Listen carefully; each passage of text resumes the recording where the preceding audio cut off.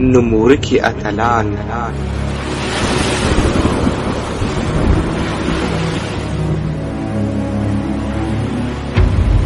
هغه اتلان چې هالیوډ موږ ته د سمندري غلو په نامه راوپېژندل. زه مجرم وم چې ارمان مې سپین قانون پر ما پورې دغه تور و بل څه نه و شهادت مې پر تا پور. لسمه برخه. محترمو اوریدونکو، قصه به تر یو بل عنوان لاندې جاري وساتو. عنوان داسې دی: د اندلس پر دیوالونو ویني.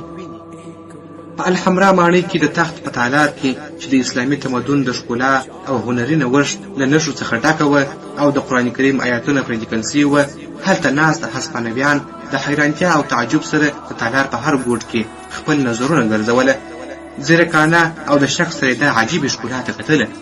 په همدې حال کې د غرناطې سلطان ابو عبدالله بن الاحمر د خپلو څو مشاورینو سره ناست و. خواشینی او دردمن یې د تسلیمۍ هغه شرطونه اوریدل کوم چې د یو مستعرب، یعنې هغه مسلمان چې هسپانویانو ته وفادار سوی و، د هسپانویانو لخوا د یو خط ویل کوله. دا د اندلس 809 هجري کال و. د تسلیمۍ شرطونه دا وه: د قشتاله د سلطنت څخه د ټولو مسلمانانو اسیرانو خوشي کول. دوهم، مسلمانانو ته د ځان، مال او عزت خوندیتوب ورکول. دریم، مسلمانانو ته د خپل شریعت، قضاوت او نظمونو ساتنه د یو هسپانوي حاکم تر څار لاندې. څلورم، د دین، عباداتو، جماعتونو او اوقافو ازادي او ساتنه. پنځم، هیڅ مسیحي به د مسلمان په جماعت کې یا کور کې نه داخلیږي. شپږم، مسلمان به وکولی سي چې د هسپانیا خاور ته په امن کې سفر وکړي پرته له دې چې کومه ځانګړې نښه ولري. اووم، هر مسلمان چې وغواړي کولی سي د هسپانوي باچا د کښتۍ د لارې 3 کاله د اجرت پرته افریقا ته سفر وکړي. اتم، هیڅ مسلمان یا مسلمانه به د نصاراو دین ته نه اړېستل کېږي. نهم، هسپانوي حاکم به د مسلمانانو سره په نرمۍ او عدالت چلند کوي. لسم، پاپ یعنې مذهبي مشر باید دا سند ومني. دا تړون د 1492 د ډسمبر پر 15مه د غرناطې د پاچا ابو عبدالله محمد بن الحسن بن الاحمر او د ارغون او قشتاله د پاچاهانو فرناندیز پنځم او ایزابیلا لخوا لاسلیک شو. ملکه ایزابیلا خپل نظر د غرناطې پر ځوان پاچا واړوه. هغه چې په چوپتیا او غمجن حالت کې ناست و، هغې په مکارانه موسکا ورته ویل: نو اوس ای پاچا، آیا نور څه شته چې ورزیات یا ووایې؟ هغه ورته په ارامو سترګو وکتل او ګوتې یې یو بل ته ښکلې کړلې. هغه ښه پوهېدی چې دا خبره د پوښتنې بڼه لري، خو امر پکښې نغښتلی. ایزابیلا او خاوند یې ډېر وخت دې شیبې ته تمه کړې وه او اوس یې هغه ترلاسه کړه چې هیله یې درلودله چې د عربو مسلمانانو د اندلس څخه ایستل وه. وروسته له هغې چې هغوی هلته د 8 سلیزو څخه زیات وخت تېر کړی و او هلته تمدن، علم، عدالت او امن خپور کړی و. دا یو نوی عهد دی، عهد چې لږ تر لږه پرې دا ویل کېږي چې دا د هر څه وژونکی پیل دی. بیا سر راپورته کړ او په غمجن غږ یې وویل: نه ای ملکې، سبا سهار چې زه خپل درباریان او کورنۍ ټول کړم او له هغو کسانو سره به ولاړ سم چې زموږ د رعیت څخه زموږ سره د تګ مینه لري. هغې په نرمه لهجه وویل: ښه نو همداسې ده. بیا یې خپل له یو تن مرستیال ته مخ واړوه او ورته یې وویل: الفونسو. هغه وویل: زما ملکې امر کوه. ده وویل: سبا سهار ته خپله پام کوه چې باچا ابو عبدالله او له هغه سره ملګري کسان تر ټولو لوړې اسانتیاوې ترلاسه کړي تر څو هرې خواته چې روانېږي مرسته ورسره وسي. هغه وویل: د ملکې امر دی. ملکه پورته سوله او ورسره ملګري هم، خو ابو عبدالله او د هغه ملګري هماغسې پر خپل ځای ناست پاته وه. ملکې ورته مخ کړ او ورته یې وویل: باید ولاړ شو تر څو د سبا لپاره تیاری ونیسو. ابو عبدالله سر خوځوي او موافقه ښیي. ملکه او د هغې ملګري وځي او هغه او د هغه درباریان په چوپتیا سرونه ټیټ او د بېلابېلو اندېښنو او فکرونو په منځ کې پاته کېږي. د سبا ورځې په تامه باندې دا هغه ګټه ده چې دوی ورته د استرداد جګړې نوم ورکړی و. هغه جګړه چې شاوخوا 15 کاله وړاندې د فرناندیز او ایزابیلا له لوري پیل سوې وه او پای یې د اندلس د اسلام وروستی مرکز غرناطې نیول وه.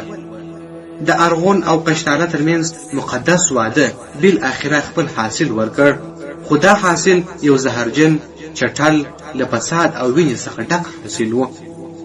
د قشتالې ستر پلاوی چې شمېر یې ډېر و حرکت وکړ، او کله چې د ماڼۍ د 7 زمریانو د فوارې له میدان څخه تېر شوه، نو د اذان غږ یې تر غوږو شو، یو پیاوړی او زلزله کوونکی غږ. اشهد ان لا اله الا الله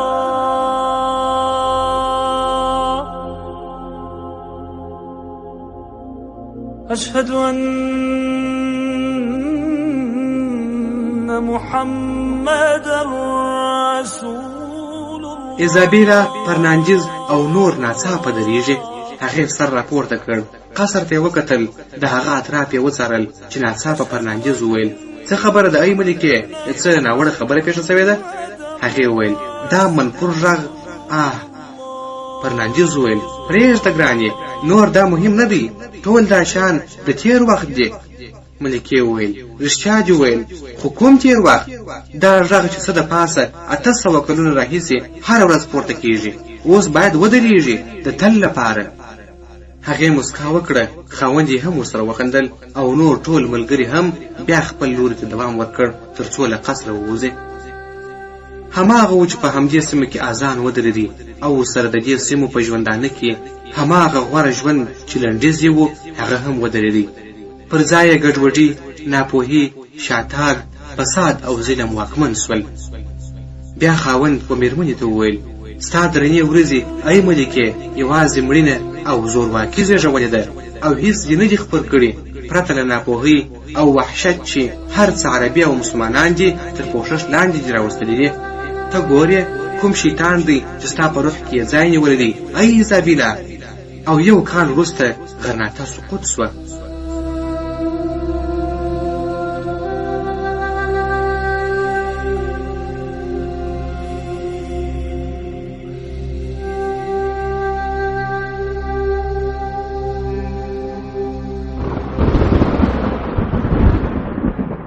په یوه لاره کې یو ځوان مسلمان هلک په تیزۍ سره تښتي، ښکاري چې د تښتېدو هڅه کوي.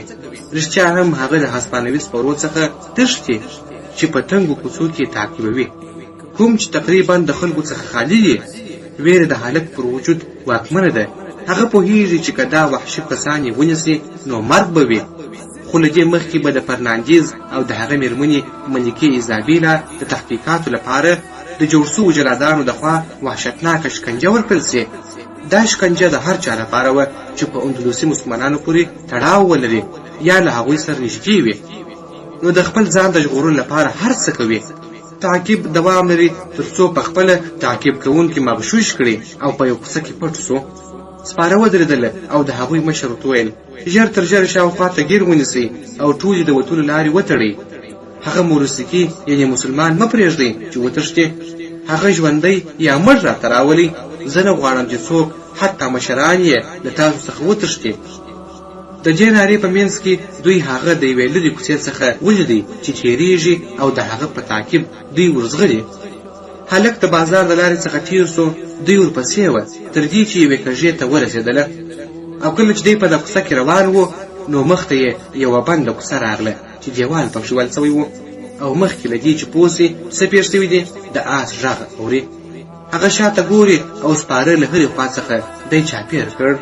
مشر یې د آس څخه کښته سو، مسکا یې وکړه او د هلک خوا ته راغی. هلک د ستړیا له امله سخته ساه اخلي. مشر یې ورته ویل: بالاخره ای کسب مسلمانه زموږ لاسونو ته ورسېدې. تا جرأت وکړ چې د پاچا له فرمان څخه سرغړونه وکړې. د مسلمانانو د لمانځه او مراسمو پر وړاندې دې خنډونه جوړ کړي دي او په ښکاره قرآن کریم وایې. هلک په اندېښنه شاته سو او ویې ویله: تاسو حق نه لرئ چې زموږ د دین مراسم منع کړئ. آیا دا هغه تړون نه و چې 1 کال مخکې د ښار د تسلیمۍ په وخت کې وسو؟ د سپرو مشر په ټوکو خندیږي او وایي: احمق لا نه دی پوه سوی چې دغه تړون نور وجود نه لري. تړونونه او موافقې یوازې کمزورو ته ارزښت لري. کله چې مشر هلک ته ورنږدې کېږي هلک یې په مخ سپکوي. مشر وایي: قسم دی تا ته به د دې کار ګران قیمت پرېږدم. 2 عسکر هڅه کوي چې هغه په قوي رسۍ وتړي چې د یوې رسۍ پای د مشر پر آس باندې تړلی دی، خو هلک له دوی څخه تیز دی. ناڅاپه یې توره د یو عسکر څخه غلا کړه. هغه بل عسکر یې ووژي. بیا یې خپله توره واخیستله. باقي عسکر 4 تنه دي ورسره جنګ پیل کړ. هلک دا دواړې تورې په ښه ډول سره کاروي، جنګ کوي او ډېر ژر ټول وژني. حتی مشر یې چې پر آس باندې غوښتل وتښتي، خو د هلک یو ښکار سوی برید د مشر آس وغورځاوه او هغه یې مړ کړ. بیا هلک پرېکړه وکړه چې مخکې له دې چې نور عسکر راسي نو باید وتښتي. د ماښام په مهال هلک د سمندر پر غاړه ولاړ و، په چوپتیا سره غور کوي او له لرې څخه د خپل ښار غرناټې لیدل کوي چې د دې دیوالونو څراغونه په تیاره کې ځلیږي. ویل ای اندلسه، داسې دې پرېږدو چې مجبوره یو او تېښته وکړو، وروسته له دې چې ته او موږ د نړۍ تر ټولو ښکلې سندره وو. پرېږدو دې ای د ځمکې ښکلې ځایه، وروسته له دې چې تا د ښوالي تر ټولو ښکلې نعمتونو سره برکت درلودی. او بیا به دې ووینو او که نه، ایا دا جلاوالی د تل لپاره دی؟ یوازې د څپو غږ چې د تور ساحل سره لوبې کوي دا خاموشه پوښتنه ماتوي. بیا یو نرم غږ راځي، علي علي. هغه شاته ګوري او ویني چې یو سړی د یوې لویې کښتۍ تر څنګ ولاړ دی او نور هم ورسره دي چې د سفر لپاره چمتو کیږي. ویل راځه موږ به په کښتۍ کې ولاړ سو، ناوخته دی.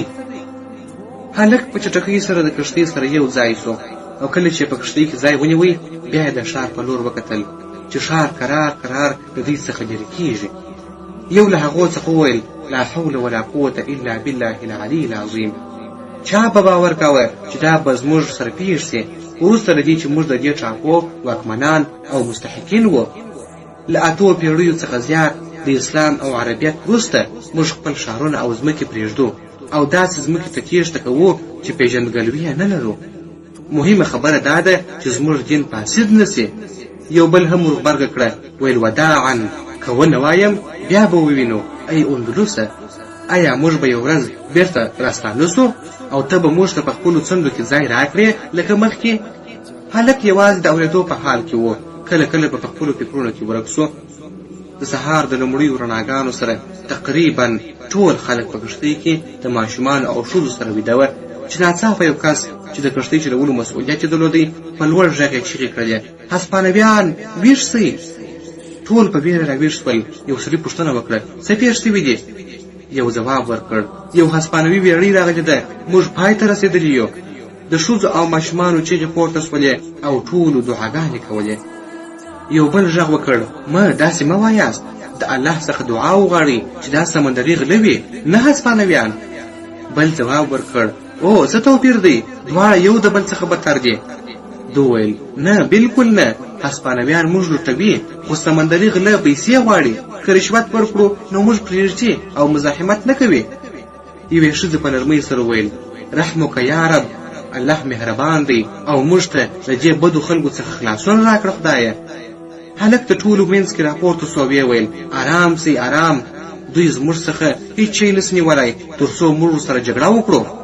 یو کس چیغې کړلې، ویل ته لیونی سوی هلکه، څه بې معنا خبرې کوې؟ ستا د ملګري اسماعیل څه حال دی؟ هلک ته ورته عمر یو هلک ویل بس کړه چوپ سه ای علي. هلک دې خبرو ته اهمیت ورنه کړ، په قهر یې وویل وای په تاسو څه سوي دي؟ حتی خپل مور او پلار هم نه غواړئ؟ د مرګ ویره ساتئ؟ تاسو څه ډول مسلمانان یاست؟ خدای دې تاسو له منځه یوسي. خو له دې مخکې چې ادامه ورکړي یو ماشوم لرې یو څه ولیدل او ویې ویل وګورئ هغوی شاته سوله، او په رښتیا سره هسپانوي بیړۍ مخ واړاوه او د کښتۍ له مخې واوښتله. دا کار یې ځکه وکړ چې بله بیړۍ راښکاره سوه چې د دوی خواته رانږدې کېږي. دغه بیړۍ یو سور بیرغ درلودی چې په منځ کې یې سپینه نیمه سپوږمۍ او ستوري وه. کله چې قومندان دا بیرغ ولیدی نو قرار یې وویل اسلامي بیړۍ ده. ټولو خلکو تکبیرونه وویل، نارینه خوشحاله سول او الله اکبرونه یې پورته کړله. اسلامي او هغه هسپانوي بیړۍ دومره سره نږدې سوې چې یو بل ته ونښتلې او د اسلامي بیړۍ قومندان ښکاره سو. کله چې بیړۍ سره ونښتلې نو ملګرو یې له ځایه نارې وکړلې او تکبیرونه یې پورته سوله. ویل الله اکبر، اوس ای خلکو. چې سرتیرو د قومندان تکبیر واورېدی نو پر هسپانویانو یې برید وکړ او یوه سخته جګړه پیل سوه. په دې جګړه کې د مسلمانانو سمندري جنګیالیو د جګړې داسې مهارتونه وښودل چې هسپانویانو مخکې نه ولیدلې. یو مبارز د نیزې څخه کار اخیستی، کله کله به یې د نیزې په مرسته هوا ته ټوپ کاوه او څو دښمنان به یې په یوه وار وهله. یو بل د رسۍ په وسیله د یوې خوا څخه بلې خوا ته د بندونو ترمنځ تېرېدی، لکه څنګه چې بیزوګان کوي. څلورو پوځیانو به هم نسوای کولی چې ویې او یا یې حملې شنډې کړي. یو غټ جګړهمار چې د بدن غټې او پیاوړې عضلې یې دښمنان ویروله، او نور جنګیالي چې هممهاله به یې څو وسلې کارولې، او داسې نور چې په توره، خنجر، پښو او لاسونو ښه جنګېدله. دغه ټول مهارتونه د هسپانویانو لپاره حیرانوونکي وه، حتی چې ځینو یې دا غوره وبلله چې ځانونه سمندر ته واچوي تر دې چې د مرګ سره مخ شي. جګړه د لمر تر راختو پورې پای ته ورسېدله او مسلمانان پرې بریالي شول، او هغه هسپانوي بیړۍ یې له خپلو پاتو کسانو سره ونیوله. وروسته مسلمانې بیړۍ د هغو کسانو د ژغورلو لپاره ورغله چې په کښتۍ کې وه. کله چې ټول کسان د بیړۍ پر سطحه پورته سوله، نو د بیړۍ د پاسنۍ برخې څخه یو کس کښته سو او په تودو ټکو یې ښه راغلاست ووایه، ویل السلام علیکم. ټولو ورته ځواب ورکړ او هغه بیا وویل، هرکلی درته کوم، زه کپتان عروج یم، خوښ یم چې زموږ سره یاست. د کښتۍ مشر ورته ویل، زه د ټولو په استازیتوب مننه کوم ای قومندانه چې موږ دې د دغو رذلانو څخه وژغورلو. عروج مسکی سو او د هغه پر اوږه یې لاس کېښودی، ویل هیڅ خبره نه ده وروره، زړونه مو آرام کړئ، تاسو اوس خوندي یاست، هر څه پای ته رسېدلي دي، اوس به تاسو ته د آرام فرصت درکړو، ځکه یقینا ستاسو سفر له اندلس څخه ستړی و. نو د عروج نوم په همدغه کښتۍ کې او په شاوخوا سیمو کې د یو اتل په نوم پیژندل کېدی. هغه عروج او بربروسا چې جهاد یې کاوه او مسلمانان یې له ظلم او ستم څخه ژغورله. د مسلمانانو میندې او خویندې یې د کفارو له ظلمونو څخه خلاصوله، او د مسلمانانو بیړۍ به یې د کفارو له شر څخه ژغورلې. خو برعکس هسپانویانو او کفارو د همدغو مجاهدینو وجهاد ته ترهګري، جرم او غلا ویله. دا و د سمندري اتلانو اصلي څهره. په سمندر کې د سفر پر مهال د عروج کښتۍ د افریقا د شمالي ساحل په اوږدو ښارونو یوه خوا ته روانه وه، او دی په خپله ځانګړې کوټه کې د خپلو څو ملګرو سره لکه تورغود، صالح او ایدین رئیس سره د نقشو کتنه کوله. صالح وویل، اسپانویان دلته ډېر بحري ځواک یا کښتۍ نه لري، یوازې د لږ څخه تر 15 پورې کښتۍ لري چې د هغو څخه یې ځینې د سامان او وسایلو د لیږد لپاره کاروي، او کله ناکله د سوداګرۍ لپاره هم کاریږي، په ځانګړي ډول د اندلس د شګو ترمنځ، د بارسلونا څخه چې تر ټولو شمال ته ختیځ ښار دی، تر سبته پورې چې د مراکش پر ساحل پرته ده. عروج وپوښتل، دوی تر کومه حده په اوبو کې ننوتلی سي؟ یعنې تر کومې فاصلې پورې د خپلو مرکزونو څخه لرې تللی سي؟ صالح ځواب ورکړ، د بارسلونا، ترکونا او اورلیې له پلوه ډېر نه، حتی دوی دومره زړور نه دي چې تر 5 میلو ډېر لرې ولاړ سي او بیا بیرته خپلو بندرونو ته راځي. خو د مرسیا، مالقا، جبل طارق او سبته له اړخه دوی کله ناکله د الجزایر، تونس، لیبیا او مراکش بندرونو ته نږدې د سوداګریزو کښتیو سره شر جوړوي، او آن کله ناکله د غلو سره یو ځای دغه بندرونه هم تر برید لاندې راولي. عروج ورته په ځیر وکتل او ویې ویل، هو لکه تل د دې هېوادونو د پاچاهانو څخه هیڅ غبرګون نه راځي. هغه سر وښوراوه، ویل خواشینی یم چې هیڅ یو یې د داسې یو بحري ځواک د جوړولو فکر نه لري چې د دغو تیرویو پر وړاندې ودرېږي. او حیرانوونکې خبره دا ده چې هسپانویان دا بریدونه یوازې د 2 کښتیو د لارې کوي، د مراکش د ساحله تر لیبیا او جربې ټاپو پورې. ترغود حیران سو، ویې ویل، 2 کښتۍ دومره اوږد ساحل تر ویرې لاندې راوستلی سي او هیڅ غبرګون نه کیږي؟ صالح ویل، خواشینی یم، دواړې خواوې دومره کمزوري دي چې مخامخ جګړه نسي کولی. نه هسپانویان دومره ځواک لري چې مقابله وکړي، او نه د شمالي افریقا اسلامي هېوادونه بحري ځواک لري. عروج ویل، بالکل همداسې ده. بیا یې یوه شېبه چوپتیا وکړه، نقشو ته یې سترګې واړولې او د فکرونو سره ژور سو. ایدین وویل، ښاغلی. عروج ویل، څه خبره ده؟ ایدین وویل، زه یو سوال در څخه لرم. عروج ورته وکتل، ویل، وپوښته. ایدین ورته ویل، زه او زما ملګري د یوې مودې راهیسې حیران یو چې ته ولې دومره د هسپانوي بندرونو، د دوی د کښتیو د تګ راتګ او د دوی د استحکاماتو په اړه پوښتنې کوې، په داسې حال کې چې دا چاره زموږ د سوداګرۍ له کار سره هیڅ تړاو نه لري. موږ ته حیرانتیا زیاته سوه کله چې پرون دې د هسپانوي کښتۍ د برید امر وکړ، نو که کېدای سي موږ ته ووایې چې ستا په ذهن کې څه روان دي؟ که دا خبره زموږ د وس څخه لوړه وي بخښنه غواړم، خو دا زموږ د خوښۍ او مینې خبره ده چې له خپل قومندان سره یې ولرو. عروج نورو ته وکتل، مسکی سو او د ایدین پروژه یې لاس کېښودی. ویل ای ګرانه، بې وخته پرېکړه مه کوه. کله چې وخت راسي زه ژمنه در سره کوم چې تاسو به د لومړیو کسانو د ډلې څخه یاست چې پر خبر به سئ. تر هغه وخته ټول څه چې درته ویلی سم هغه دا دي. موږ ډېر ژر داسې ورځو ته داخلیږو چې تاریخ به مو نومونه پرې ثبت کړي، نو ځانونه ورته چمتو کړئ. هغوی یو بل ته د حیرانتیا له مخې وکتل. بیا عروج وویل او اوس هیله لرم چې یوازې پاته سم، لږ وخت یوازیتوب ته اړتیا لرمه. نو هغوی ووتل، خو مخکې له دې چې ایدین ووځي عروج ورته غږ وکړ. ویل ایدینه، لطفا هغه اسپانوي قمندان راوله چې موږ بندي کړی دی، غواړم ورسره خبرې وکړم. ایدین په سر خوځولو سره موافقه وکړه او د نورو سره یو ځای ووتی. تقریبا 20 کاله وړاندې کله چې عروج د خپل پلار چې پخوانی یو جګړه مار و مشوره یې ومنله او پرېکړه یې وکړه چې د سمندر له لارې سوداګري پیل کړي. هغه مهال نه عمر ډیر و، نه د سمندر د لارو سره ډیره بلدتیا درلودله او هیڅکله دا فکر نه کاوه چې ورځې به داسې څه پټ کړي چې د تجارت او د مال پیدا کولو پر ځای به یو بل تقدیر ورته وټاکي. داسې تقدیر چې دی به د دې شنو اوبو پر پراخه ډګر یو مهم لوبغاړی بلکې واکمن سي او د هغو ټولو پر تګ راتګ به واک ولري چې پر دې سطح روان وي، او همدغه برخلیک به یې نوم د ستر سمندري اتل په توګه په تاریخ کې ثبت کړي. او همدا اوس ورځو کې له اندلس ناوړه خبرونه راوړو. هغه خلک چې د هسپانویانو او اروپایانو تر ظلمونو لاندې دي، دې خبرونو د عروج په غیرتي زړه کې د ورورۍ جذبه راوپاروله او د هغو مسلمانانو مرستې ته د تګ هوډ یې وکړ څو د ګډ دښمن پر وړاندې یې ملاتړ وکړي. خو له دې څخه وړاندې چې د ذهن دا هوډ عملي کړي، اړ و چې د پخوا څخه ځان ښه ورته چمتو کړي او پر دې هر څه ښه غور او سنجش وکړي. ترغود او صالح د کښتۍ سطحې ته پورته سول او د هغه څه په اړه بحث پیل کړ کوم چې د خپل قمندان څخه یې اورېدلي وه. ترغود ورته ویل، ته فکر کوې چې هغه غواړي موږ غله کړي چې د هسپانوي بندرونو برید ته مو چمتو کړي؟ صالح وویل، هیڅکله نه، زه داسې نه ګڼم، ځکه چې عروج د دغه ډول خلکو څخه نه دی. هغه لوړ اخلاق لري او زه باور نه لرم چې اخلاق یې اجازه ورکړي چې پر نورو تجاوز وکړي. ترغود بیا پوښتنه وکړه، نو بیا ته د هر څه څنګه تفسیروې؟ تر ټولو وروستۍ یې خو د پرون ورځې د هسپانوي کښتۍ سره مقابله وه. صالح وویل، نه پوهېږم، خو یوه خبره زه درته یقیني وایم، دا سړی د مال و دولت څخه لوړ یو بل څه په ذهن کې لري او هماغه بوخت کړی دی. ترغود وویل، څه مطلب دی؟ صالح ویل، اندلس. هغه د هر بندر په کښته کېدو سره د مهاجرو او هغو خلکو پوښتنه کوي چې د اندلس څخه تښتېدلي دي. دا خبره زه یقیني کوم چې هغه څه چې دی یې فکر او پلان لري اندلس سره تړاو لري. ترغود وویل، ته فکر کوې چې هغه غواړي اندلس باندې یرغل وکړي؟ صالح یوازې سر وخوځاوه چې معنا یې وه، نه پوهېږم.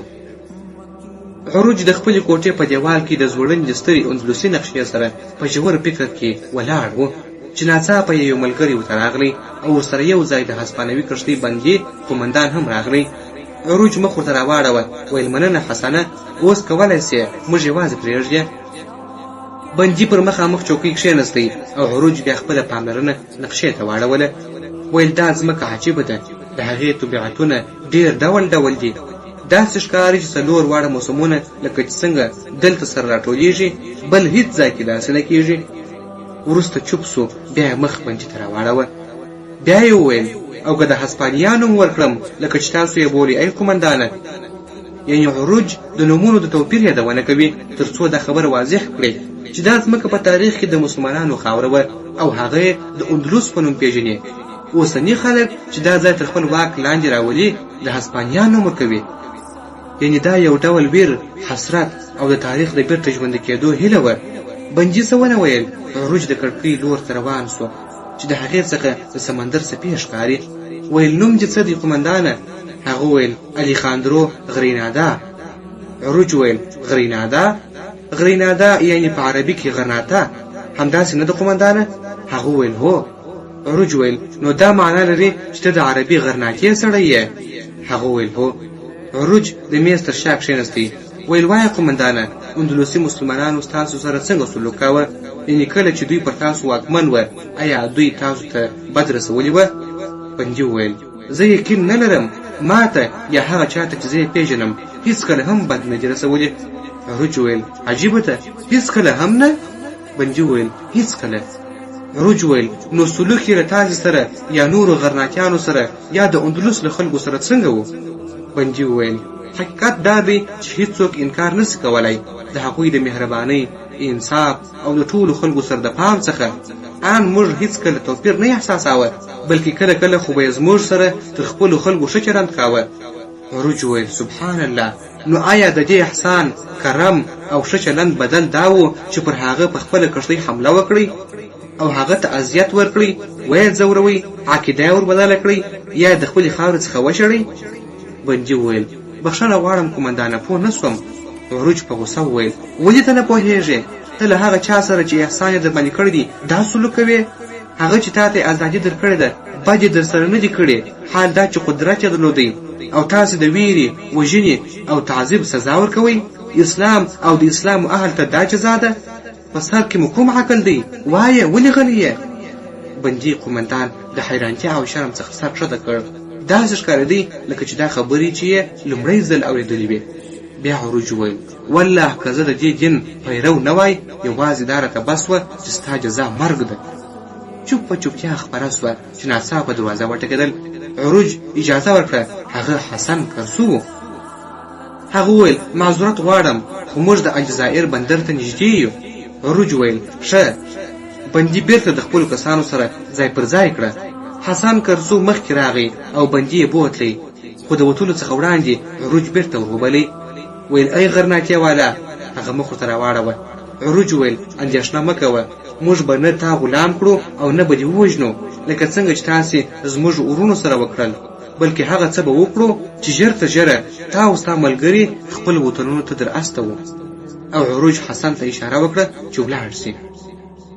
د ماشومانو یوه ډله د بندر خواته منډې وهي، په داسې حال کې چې یو شمېر بار وړونکي ژر ژر چمتو کېږي څو د هغې بیړۍ بار ښکته کړي چې له لرې څخه ښکاره سوه او د لیسبوس بندر ته روانه ده. او دا بیړۍ د عروج بیړۍ وه چې د لرې څخه د خپلې ټاپو بندر ته ولاړه وه. ناڅاپه یې د شا څخه یو غږ واورېدی قومندان عروجه. هغه چې شاته وکتل نو دا هماغه هلک و علي چې د اندلس څخه د تیږ پر وخت په هغه کښتۍ کې سپور و چې عروج ژغورلی وه او تر څنګ یې بل ملګری هم ولاړ و. عروج مسکی سو، ویې ویل څه خبره ده؟ هغه وویل بخښنه غواړم خو یو ضرورت راته پېښ دی. عروج وویل ضرورت؟ کوم ضرورت؟ علي وویل ما ته سمندریانو وویل چې دا ټاپو د بیړۍ وروستی تمځای دی او بیړۍ به لږ تر لږه یوه اونۍ دلته تم سي مخکې له دې چې بیړۍ حرکت وکړي. زه لکه څنګه چې ته پوهېږې د اندلس څخه ترشېدلی یم او ما ته کوم ځانګړې لار معلومه نه وه. او عروج یې خبره پرې کړه، ویل ستاسو دواړو څه کار زده دی؟ ما ته ویل سوي چې تاسو یوازیني کسان یاست چې د خپلو اندلسي ورونو سره د الجزایر ساحل ته نه یاست وتلي، بلکې له موږ سره پاتې سوي یاست تر بل تمځایه پورې. اټکل کولی سم چې دا کار مو د دې لپاره کړی چې نه خواړه لرئ او نه پیسې، او ښایي تاسو ته دا هم معلومه نه وي چې د مغرب خواته به نه ځئ که نه. خو زه بېکاره خلک نه سم زغملی، خو ما پرېکړه کړې چې تاسې د بیړۍ د عملیې په توګه راونیسمه. نو راته ووایاست په اندلس کې مو څه کار کاوه؟ علي وویل زه د تورې جوړولو استاذ وم او زما ملګری خراز و، یعنې د چرم څخه یې بوټان او نور څه جوړوله. عروج سر وخوځاوه او ویل د تورې جوړونکي او خراز وبه ګورو څه کولی سئ؟ ښه، رسول الله صلی الله علیه وسلم د خپل ژوند په پیل کې د پسونو شپون و، خو دا کار یې مقام ته څه زیان نه و اړولی، بلکې لا یې عزت زیات سو. هغه موږ ته ښودلی دي پورته لاس د لاندې لاس څخه غوره دی. نو تاسې به د بیړۍ د اشپز مسعود سره د مرستیالانو په توګه کار کوئ موقتا. که مو ځانونه وښودل بیا به بله خبره کوو انشاءالله. هر یوه ته به 5 درهمه په اونۍ کې اجر وي، منئ یې؟ دویم سړي وویل موږ له دې زیات څه خوب نسو لیدلی، خدای دې درڅخه راضي سي، جزاک الله. عروج ویل ښه نو دا دی. بیا خپل لاس جیب ته کړ او د هغه څخه 100 درهمه راویستله.